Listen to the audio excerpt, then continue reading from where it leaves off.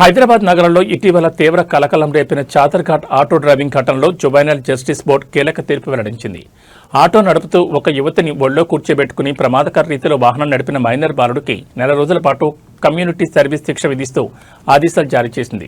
Social మీడియాలో viral అయిన video ఆధారంగా చర్యలు తీసుకున్న పోలీసులు అతన్ని బోర్డు ముందు ప్రవేశపెట్టారు.